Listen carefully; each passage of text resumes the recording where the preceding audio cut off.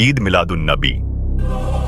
ईद मिलादुन्नबी। ये फेस्टिवल आज तकरीबन पूरी दुनिया में मनाई जाती है। ये फेस्टिवल इस्लाम के मानने वालों के दिल के इतना करीब है कि लोग रब्बीउल अव्वल का महीना आते ही सिर्फ अपने घरों को ही नहीं बल्कि गलियों को, मोहल्लों को, यहाँ तक पूरा शहर को सजा देते हैं। बट कुछ लोग ऐसे भी हैं जो ईद मिलादुन्नबी को नहीं मनाते। हमें हदीस की रोशनी में हमें यह साबित नहीं होता है कि मोहम्मद सल्लल्लाहु अलैहि वसल्लम ने कभी अपना सालगिरह बनाया है। अपना बर्थडे नहीं मना रहे, जो कि हदीस के मानने वाले देवबंद सल्फी अहले हदीस। क्या सच में ईद मिलादुन्नबी कुरान से साबित नहीं है? क्या हुजूर की विलादत मनाना बिदअत है? अब जो ये लोग कहते हैं कि एविडेंस दो, रेफरेंस दो, भाई कैसे सेलिब्रेट कर सकते हैं, कैसे खर्च कर सकते हैं, तो चलो भाई एविडेंस भी ले लो। अल्लाह कुरान मजीद के 11वां पारा सूरह यूनुस आयत नंबर 58 में इरशाद फरमाता है, जिसका तर्जुमा आला हजरत ने किया है कि तुम फरमाओ कि अल्लाह ही के फजल और उसी की रहमत और उसी पर चाहिए कि खुशी करें, वो उनके सब धन दौलत से बेहतर है। अल्लाह की रहमत और फजल पर खुशी करें तो सब धन दौलत से बेहतर है। अच्छा, फिर अल्लाह की कोई भी रहमत हो तो खुशी करने का हुक्म है, तो जो सबसे बड़ी रहमत हो, जो सबसे बड़ी नेमत हो, उसकी आमद पर हम खुशी क्यों न मनाएं? अब आपको कोई कह सकता है कि यार नबी पाक अल्लाह की रहमत है, ये कहां से आया भाई? तो फिर कुरान का रेफरेंस दे देता हूं। अल्लाह कुरान में फरमाता है, वमा अल्लाह ने फरमाया महबूब तुझे न बनाता तो ये कायनात ही न बनाता। फिर वो हिजरत का वाकया तो सुनो जरा। अल्लाह के हबीब सल्लल्लाहु अलैहि वसल्लम जब मक्का से मदीना तशरीफ ला रहे थे तब 14 दिन तक मदीने वालों ने इंतजार किया है। हम 11 रोज से इंतजार कर रहे हैं। 12वीं की सब आए। मदीने वाले जब खबर सुनी कि हुजूर मक्का से निकल चुके हैं तो मदीना के ऊंचे जगह पर जाकर खड़े होते और इंतजार करते कि वो नूर वाला तशरीफ ला रहा है। आज आप मिलाद की घड़ी के इंतजार में बैठे होते अदब से। ये इंतजार मदीने वालों की सुन्नत है। और ये लोग कहते हैं कि मिलाद क्यों सेलिब्रेट करते हो? मिलाद का मतलब होता है विलादत, पैदाइश। अब यहाँ कुछ न समझ या कम इल्मी बच्चा बोल सकता है कि रसूलुल्लाह सल्लल्लाहु अलैहि वसल्लम की पैदाइश की खुशी क्यों मनाते हो? Why do you people celebrate Milad of Huzur sallallahu ta'ala alayhi wa sallam? तो इसका एक बहुत सीधा सा छोटा सा जवाब है कि आप मुझे ये बताएं कि किस बच्चे की बर्थ पर खुशी नहीं मनाते। अगर कोई बच्चा आम घर में पैदा हो तो उसके माँ बाप खुश होते हैं, दादा दादी खुश होते हैं, और अगर वो और ज्यादा एक्सेस वाला हो तो रिश्तेदार भी खुशी में शामिल होते हैं, पड़ोसियां भी शामिल होते हैं, और अगर वो एमएलए के घर या सीएम के घर पैदा हो तो पूरा स्टेट खुश होता है, और अगर किसी पीएम के घर बच्चा पैदा हो तो पूरा मुल्क खुश होता है। तो ये आमिना के लाल तो पूरा यूनिवर्स के लिए रहमत बनकर आया है, तो हम इसकी पैदाइश की खुशी क्यों न मनाएं? सन 571 ईस्वी था, महीना रब्बीउल अव्वल, दिन सोमवार की रात। मक्का की गर्म फिजाओं में एक ठंडी पुरसुकून रात थी। उस रात दुनिया ने वो सीन देखा जो हमेशा के लिए इंसानी हिस्ट्री बदल देने वाला था। हजरत आमिना रदी अल्लाह ताला अन्हा ने एक बच्चे को जन्म दिया। ये बच्चा कोई आम बच्चा नहीं था, ये थे मोहम्मद इब्न अब्दुल्लाह, वो नूर जिसकी खबर सैकड़ों साल पहले तौरात और इंजील में दी गई थी। हजरत मोहम्मद सल्लल्लाहु अलैहि वसल्लम के दादा अब्दुल मुत्तलिब को जब ये खुशखबरी मिली तो वो दौड़े दौड़े आमिना के घर पहुंचे। उन्होंने अपने नवासे को गोद में उठाया, बड़ी मोहब्बत से देखा और सीधा काबा ले गए। वहां जाकर अल्लाह का शुक्र अदा किया, दुआएं की और बच्चे का नाम रखा मोहम्मद।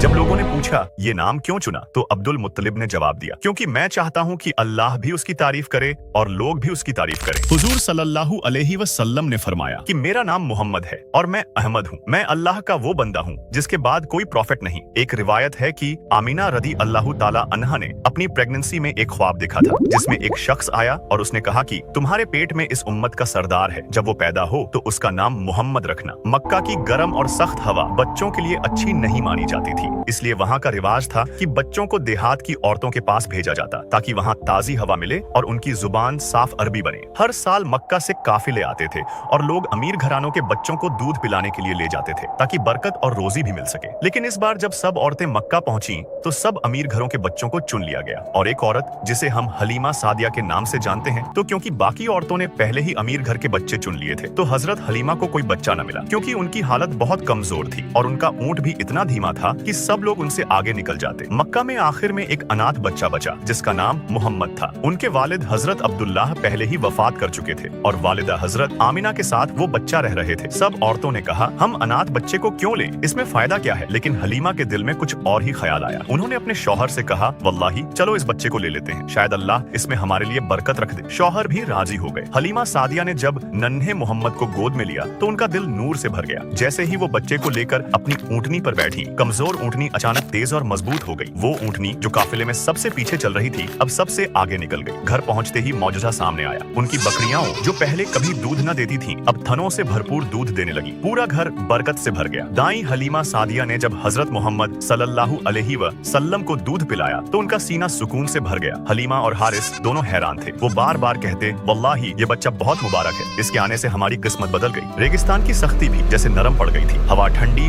और सुकून देने वाली महसूस हो रही थी। हलीमा के चेहरे पर मुस्कान और आंखों में चमक थी। नन्हे मोहम्मद की मासूम सूरत से नूर फैल रहा था। यह वह लम्हा था जब एक गरीब औरत की जिंदगी में अल्लाह की रहमत बरस रही थी। हलीमा सादिया रदी अल्लाहु ताला अन्हा ने सिर्फ एक अनाथ बच्चे को नहीं लिया था, बल्कि सारे जहां की रहमत को अपनी गोद में लिया था। 4 साल बाद हजरत जिब्रील अलैहिस्सलाम आए और उनका सीना चीरकर दिल को जमजम से धोया और फिर दोबारा रख दिया। 6 साल की उम्र में आमिना रदी अल्लाहु ताला अन्हा अपने बेटे को लेकर मदीना गईं, जहां उनके वालिद यानी मोहम्मद के नाना की कब्र थी। वापसी में एक जगह जिसका नाम अब्वा था, वहीं पर आमिना बीमार पड़ी और वहीं वो दुनिया से रुखसत हो गईं। उसके बाद दादा अब्दुल मुत्तलिब ने आप सल्लल्लाहु अलैहि वसल्लम को संभाला। वो अपने पोते से इतनी मोहब्बत करते कि अपने बिस्तर पर सिर्फ उन्हें बिठाते। लेकिन 2 साल बाद वो भी दुनिया से रुखसत हो गए। फिर चाचा अब्बू तालिब ने उनको पाला। वो गरीब थे लेकिन रसूलुल्लाह सल्लल्लाहु अलैहि वसल्लम से बेहद मोहब्बत करते थे और हर सफर में साथ ले जाते थे। चलो, मोहम्मद लेट हो रहा है। छोटी उम्र से ही आप सल्लल्लाहु अलैहि वसल्लम बेहद सच्चे और ट्रस्टवर्दी थे। लोग आपको अल अमीन कहने लगे। रसूलुल्लाह सल्लल्लाहु अलैहि वसल्लम ने 40 साल की उम्र में नबूवत का ऐलान किया। मोहम्मद ही अल्लाह के आखिरी नबी हैं।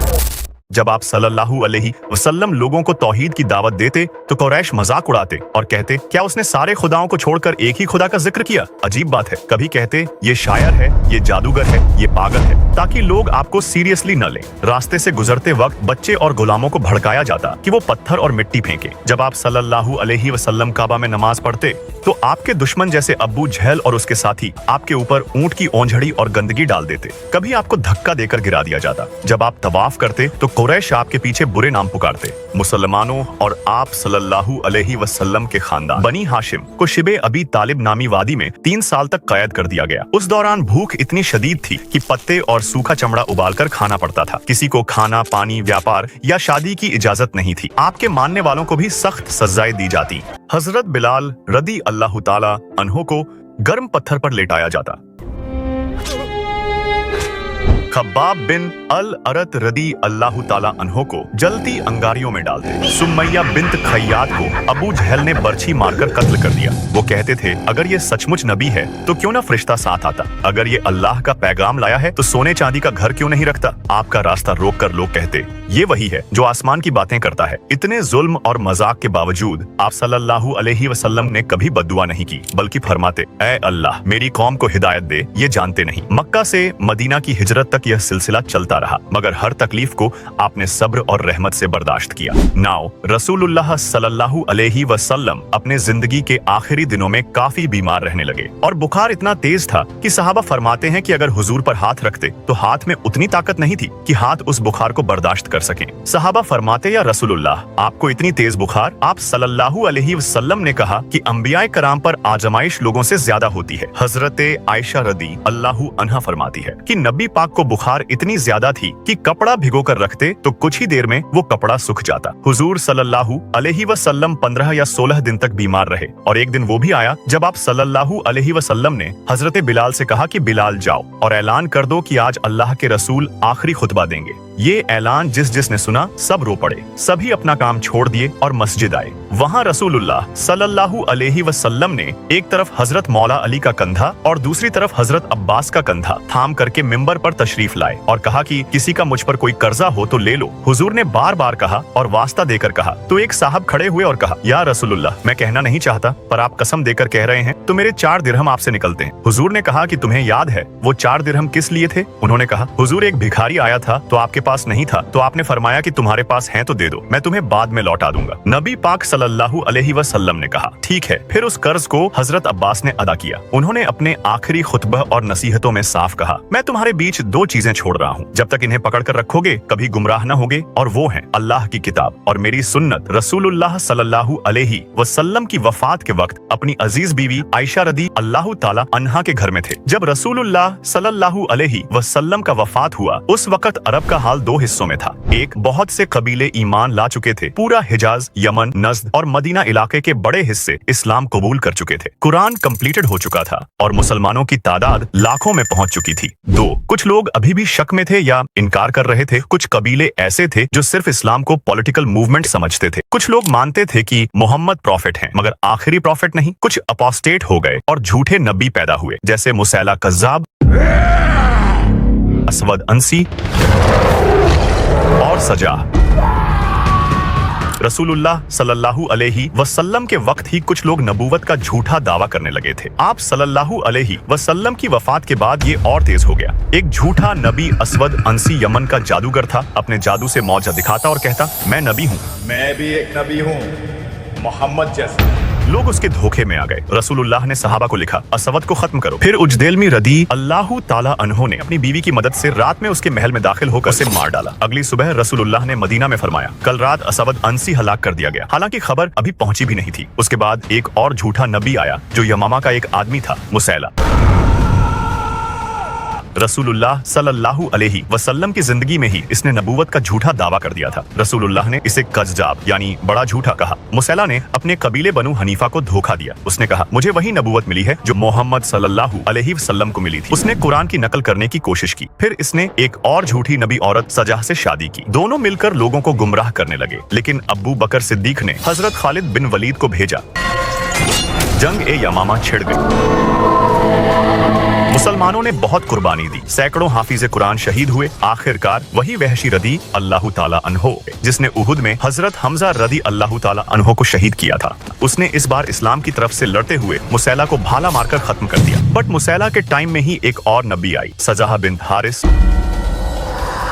सजाह बनु तमीम कबीला से थी। उसने भी कहा, मैं नबी हूँ। जब मुसैला से मिली तो दोनों ने आपस में समझौता किया। सजाह ने उससे निकाह कर लिया। बाद में जब मुसैला मारा गया तो ये औरत तौबा करके मुसलमान हो गई। मदीना में कई कबीले ऐसे थे जिन्होंने कहा, हम नमाज पढ़ेंगे लेकिन ज़कात नहीं देंगे। ज़कात तो सिर्फ मोहम्मद सल्लल्लाहु अलैहि वसल्लम को दी जाती थी। हजरत अबू बकर सिद्दीक ने सख्ती से कहा, खुदा की कसम, अगर ऊंट बांधने की रस्सी भी रोकेंगे जिसे रसूलुल्लाह के जमाने में देते थे तो मैं उससे भी जिहाद करूंगा। और फिर इन कबीलों से भी जंग की गई जब तक वो वापस इस्लाम पर न आ गए। कुछ लोग साफ कहने लगे, मोहम्मद नबी थे मगर अब वो नहीं रहे तो इस्लाम भी खत्म हो गया। ये लोग दोबारा शिर्क और बुत परस्ती में लौट गए। लेकिन सहाबा ने इन्हें भी काबू में किया। रसूलुल्लाह सल्लल्लाहु अलैहि वसल्लम की वफात के बाद अरब हिल जरूर गया मगर सहाबा ने अपने ईमान और सब्र से सब संभाल लिया। कुरान में अल्लाह का वादा था। अल्लाह ने वादा किया है कि वो अपने नूर को पूरा करके रहेगा, चाहे काफिरों को कितना ही नागवार गुजरे। ये आयात सूरह सफ में मौजूद है और यही हुआ। मुसलमानों ने सिर्फ अरब नहीं बल्कि पूरे दुनिया तक इस्लाम का पैगाम पहुंचा दिया।